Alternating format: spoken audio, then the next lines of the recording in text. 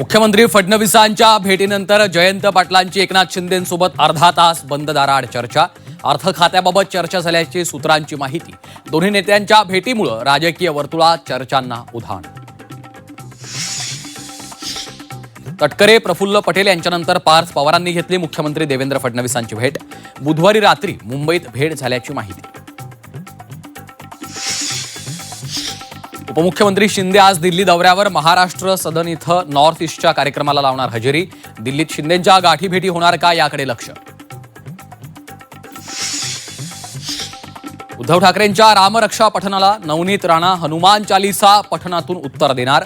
उद्या परस्पर विरोधी आंदोलनं. पुन्हा ठाकरे विरुद्ध राणा संघर्ष उफाळणार. पुण्यातील कॉन्ट्रॅक्टर सलील शेख आत्महत्या प्रकरणात शिवसेना नेते रवींद्र धंगेकर, पत्नी आणि 14 जणांवर गुन्हा दाखल. तर व्यवहाराशी संबंध नाही, धंगेकरांनी आरोप फेटाळले. रविवारी उद्धव ठाकरे आणि राज ठाकरे एकाच मंचावर. सोनम वांगचुक यांच्या आंदोलनाला देणार पाठिंबा. शिवाजी पार्कवर ठाकरेंचे शिवसैनिक आणि मनसैनिक उपस्थित राहणार. लाडक्या बहिणींची मोफत साडी योजना बंद. आर्थिक चणचणीमुळे वस्त्रोद्योग विभागाचा निर्णय. 25 लाख गरीब कुटुंबातल्या महिलांना दिवाळीला दिली जात होती साडी. केतन अग्रवाल आणि सियाच्या साखरपुड्याचा व्हिडिओ व्हायरल. फेब्रुवारीत झाला होता दोघांचा साखरपुडा. सियावर केतनच्या हत्येचा कट रचल्याचा आरोप. राज्यात आजपासून 3 दिवस वादळी वाऱ्यासह पावसाचा अंदाज. विदर्भासह मराठवाड्यातल्या काही जिल्ह्यांना येलो अलर्ट. तर 22 जुलैपासून राज्यात सर्वदूर पाऊस बरसण्याची शक्यता. देशातल्या पहिल्या हायड्रोजन रेल्वेचं आज लोकार्पण. पंतप्रधान मोदी दाखवणार हिरवा झेंडा.